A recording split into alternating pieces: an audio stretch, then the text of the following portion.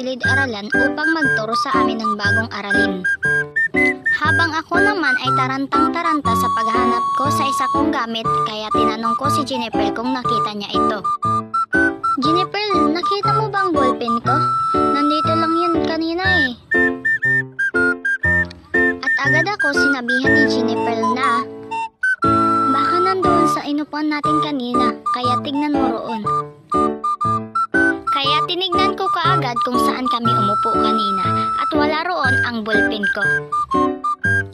Wala naman doon, Jennifer, yung ballpen ko eh. Bago pa naman yun.